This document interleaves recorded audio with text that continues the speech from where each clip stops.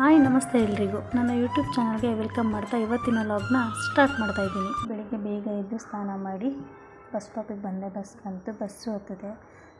Bus seat ಇಲ್ಲ, rush ಇತ್ತು ಮತ್ತು ಟ್ರಾಫಿಕ್ಕು ಇತ್ತು, ಎರಡೂ ಕೂಡ. ಸೊ ಮೆಜೆಸ್ಟಿಕ್ ಹೋಗಬೇಕಿತ್ತು. ನನ್ನ ಫ್ರೆಂಡ್ ಬರ್ತೀನಿ ಅಂದಿದ್ದಕ್ಕೋಸ್ಕರ RR ಗೇಟಲ್ಲಿ ಇಳ್ಕೊಂಡೆ. ಅವಳೊಂದು 5 ಮಿನಿಟ್ಸ್ ಬರ್ತೀನಿ, ಟ್ರಾಫಿಕಲ್ಲಿ ಸಿಗಾಕೊಂಡಿದ್ದೀನಿ ಅಂದರೆ ಸರಿ ಆಯಿತು ಬಾ ಅಂತ ಹೇಳಿ ಅವಳಿಗೋಸ್ಕರ ವೆಯ್ಟ್ ಮಾಡ್ತಾಯಿದ್ದೆ. ಅವಳು ಮೆಟ್ರೋ ಸ್ಟೇಷನ್ ಒಳಗಡೆ ಇದ್ದೀನಿ ಬಾ ಅಂತ ಹೇಳಿದ್ಲು. ಸೊ ನಾವಿಬ್ಬರು ಮೆಟ್ರೋ ಸ್ಟೇಷನ್ ಒಳಗಡೆ ಮೀಟ್ ಆದ್ವಿ. 1 ಮಂತ್ ಏನೋ ಆಗಿತ್ತು, ಸಿಕ್ಕಿರಲಿಲ್ಲ. ಹಾಗಾಗಿ ಇಬ್ಬರು ಬೇರೆ ಬೇರೆ ಕಡೆ ವರ್ಕ್ ಮಾಡೋದು. ಜಸ್ಟು ಮೆಟ್ರೋ ಪಾಸ್ ಆಯ್ತು ಅವಾಗ ತಾನೆ, ಇಲ್ಲಿ ಬಿಡೋ ನೆಕ್ಸ್ಟ್ ಮೆಟ್ರೋ ಹೋಗೋಣ ಅಂತ ಹೇಳಿ ವೆಯ್ಟ್ ಮಾಡ್ತಾಯಿದ್ವಿ. ನೋಡಿದ್ರೆ ಬಸ್ಗಿನ ಮೆಟ್ರೋ ಇದ್ದಿದ್ದು ವರಸ್ಟು. ಏಕೆ ಅಂದರೆ ನೋಡಿ ಎಷ್ಟೊಂದು ಜನ ಆಗೋದ್ರು, ಮತ್ತು ಬಸ್ಸೇ ರಶ್ಶು ಅಂತೀವಿ, ಮೆಟ್ರೋ ಇದ್ದಿದ್ದು ರಶ್ಶು.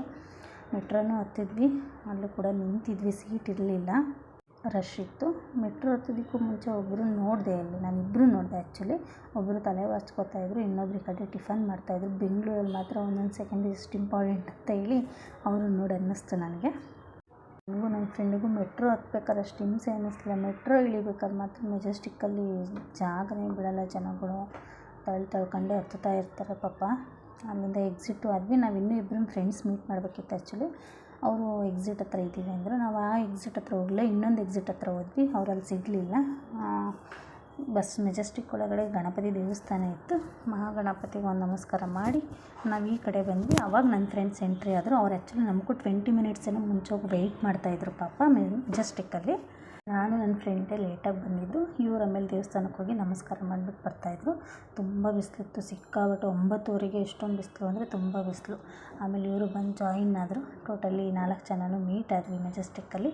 ನಾವು ಆ್ಯಕ್ಚುಲಿ ದೇವಸ್ಥಾನ ಹೊರಟಿದ್ವು. ಕಾಫಿ ಕುಡಿಬೇಕು ಅನ್ನಿಸ್ತು, ಏಕೆಂದರೆ ಮನೆಯಲ್ಲಿ ಮಾರ್ನಿಂಗ್ ಯಾರೂ ಕಾಫಿ ಕುಡ್ಕೊಂಡು ಬಂದಿರಲಿಲ್ಲ.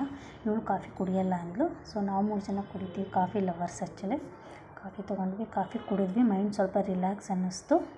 ನೆಕ್ಸ್ಟು ಬಸ್ಸು ನಿಂತಿತ್ತು, ಬಸ್ಸು ಹತ್ತಿದ್ವಿ. ಸೀಟು ಫುಲ್ ಖಾಲಿ ಇತ್ತು.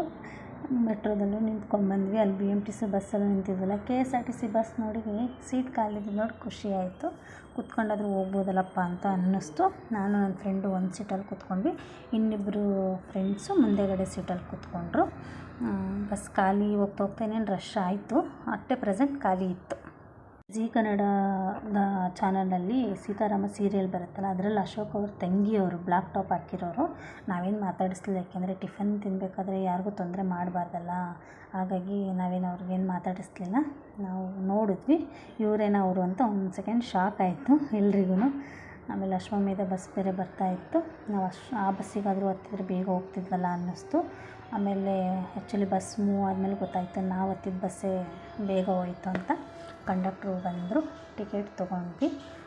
ನಾವು ಹೋಗ್ತಿರೋ ಪ್ಲೇಸ್ ಹತ್ರ ಡೈರೆಕ್ಟ್ ಬಸ್ ಇರಲಿಲ್ಲ. ನಾವು ಇನ್ನೊಂದು ಪ್ಲೇಸ್ ಹೇಳಿದ್ವು, ಅಲ್ಲಿಂದ ಇನ್ನೊಂದು ಬಸ್ ಹತ್ತಬೇಕಿತ್ತು. ಟಿಕೆಟು ತೊಗೊಂಡು ಫೈನಲಾಗಿ ಅಲ್ಲಿ ಇನ್ನೊಂದು ಬಸ್ ಚೇಂಜ್ ಮಾಡಬೇಕು. ಡೈರೆಕ್ಟ್ ಬಸ್ ಇಲ್ಲ ಮೆಜೆಸ್ಟಿಕ್ಕಿಂದ. ನನ್ನ ಫ್ರೆಂಡಿಗೆ 2 ಬಳೆ ಕೊಟ್ಟೆ ನಾನು, ಅವಳು ಬರೀ ಕೈಯಲ್ಲಿದ್ಲು ದೇವಸ್ಥಾನಕ್ಕೆ ಹೋಗೋದು ಅಂತೇಳಿ. ಫೈನಲಿ ಟಿಕೆಟು ತೊಗೊಂಡ್ವಿ. ಟಿಕೆಟ್ ತೊಗೊಂಡು ಬಸ್ ಮೂವ್ ಆಯಿತು. ಮೆಜೆಸ್ಟಿಕ್ ಬಿಡ್ತು, ಟ್ರಾಫಿಕ್ ಇತ್ತು, ಪರವಾಗಿಲ್ಲ. ಬಸ್ಸು ಅಷ್ಟೊಂದೇನು ಟ್ರಾಫಿಕ್ ಹೋಗ್ತಾ ಇರಲಿಲ್ಲ. 10-10:15 ಆಗಿತ್ತು, ಸ್ವಲ್ಪ ಟ್ರಾಫಿಕ್ ಕಮ್ಮಿ ಅನ್ನಿಸ್ತು. ಅಶ್ವಮೇಧ ಬಸ್ಸು ಹಿಂದೆ ಹಾಕಿ, ಸುವರ್ಣ ಸಂಪರ್ಕ ಬಸ್ಸನ್ನು ಹಿಂದೆ ಹಾಕಿ ನಮ್ಮ ಬಸ್ಸು ಫಾಸ್ಟಾಗಿ ಹೋಗ್ತಾಯಿತ್ತು. ಆವಾಗ ಅನ್ನಿಸ್ತು ಪರವಾಗಿಲ್ಲ, ನಮ್ಮ ಬಸ್ ಫಾಸ್ಟಾಗಿ ಹೋಗ್ತಿದೆ ಅಂತ ಹೇಳಿ. ಆಮೇಲೆ ಬಸ್ಸಲ್ಲಿ ಹೊಟ್ಟೆ ಬೇರೆ ಹಸ್ತಿತ್ತು, ಸೌತೆಕಾಯಿ ಬೇರೆ ಬಂತು. ಸೌತೆಕಾಯಿ ತೊಗೊಂಡ್ವಿ, ಸೌತೆಕಾಯಿ ತಿಂದ್ವಿ ಎಲ್ರೂ. ಫೈನಲಿ ಸೌತೆಕಾಯಿ ತಿಂದು ಖುಷಿ ಆಯಿತು, ಏಕೆಂದರೆ ಏನೂ ತಿಂದಿರಲಿಲ್ಲಲ್ಲ. ಸೊ ಅದಕ್ಕೆ ಆ ಸ್ಟಾಪು ಇಳಿದು ಬಸ್ ಆಲ್ರೆಡಿ ರೆಡಿ ಇತ್ತು. ಬಂದು ಬಸ್ ಹತ್ತಿದ್ವಿ. ಅಲ್ಲೂ ಕೂಡ ನಿಂತ್ಕೊಂಡು ಬಂದ್ವಿ. ನಮಗೇನು ಸೀಟ್ ಸಿಕ್ಕಲಿಲ್ಲ. ಸೊ ನಮಗೇನು ಬೇಜಾರೇನು ಅನ್ನಿಸ್ಲಿಲ್ಲಪ್ಪ.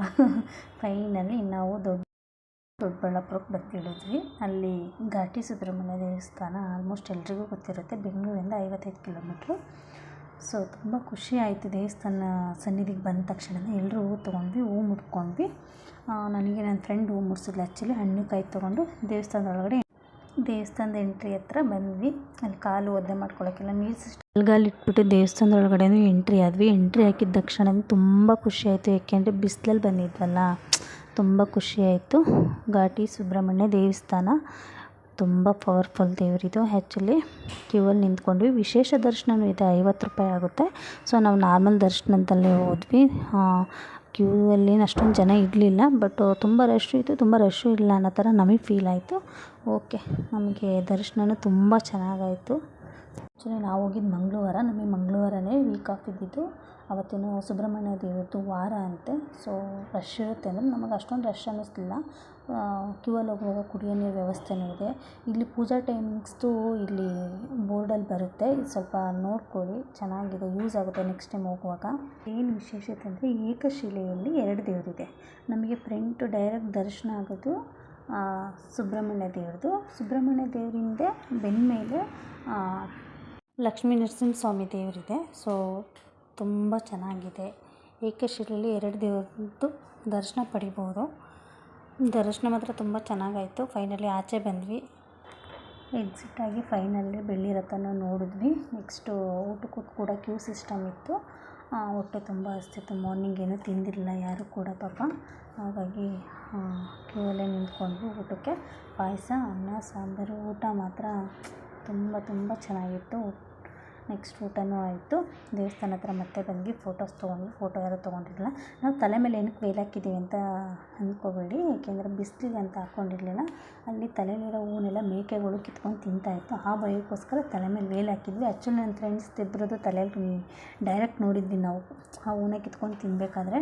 ಆ ಭಯಕ್ಕೋಸ್ಕರ ವೇಲ್ ಹಾಕ್ಕೊಂಡ್ವಿ. ಫೈನಲಿ ಸ್ವಲ್ಪ ಹೊತ್ತು ಕೂತಿದ್ದು ದೇವಸ್ಥಾನ ಹತ್ರನೂ ಫೋಟೋಸ್ ಎಲ್ಲ ತೊಗೊಂಡು ದರ್ಶನ ಮಾತ್ರ ತುಂಬ ಚೆನ್ನಾಗಾಯಿತು. ಮುಂದೆ ಮಾತ್ರ 1 ಸೆಕೆಂಡು ನಿಲ್ಲೋದಕ್ಕೆ ಬಿಡಲ್ಲ, ಬೇಗ ದೇವ್ರ ಹತ್ರ ಎಲ್ಲ ಕೇಳಿಕೊಂಡು ನಾವು ಬರ್ತಾ ಇರಬೇಕು.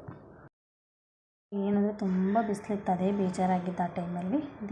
ದರ್ಶನವೂ ಆಯಿತು, ಎಲ್ಲ ಆಯಿತು. ಅಲ್ಲಿಂದ ಹೊರಟ್ವಿ.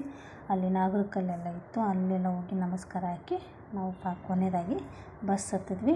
ಬಸ್ ಹತ್ತಿದಾಗ ನೋಡಿ ಟೈಮಿಂಗ್ಸ್ 4:36 ಏನೋ ಆಗಿತ್ತು. ಫೈನಲಿ ನಾವೆಲ್ಲ ಬೆಂಗಳೂರಿಗೆ ರೀಚ್ ಆದ್ವಿ. ಇನ್ನು ವ್ಲಾಗ್ನ ಇಲ್ಲಿಗೆ ಮುಗಿಸ್ತಾ ಇದ್ದೀನಿ ಗಾಯ್ಸ್. ಲೈಕ್ ಮಾಡಿ, ಶೇರ್ ಮಾಡಿ, ಸಬ್ಸ್ಕ್ರೈಬ್ ಮಾಡಿ. ನಾನು ಯೂಟ್ಯೂಬ್ಗೆ ಫಸ್ಟ್ ಟೈಮ್ ವಿಡಿಯೋ ಅಪ್ಲೋಡ್ ಮಾಡ್ತಾ ಇರೋದು. ಸಪೋರ್ಟ್ ಯಾವಾಗಲೂ ಹೀಗೆ ಇರಲಿ.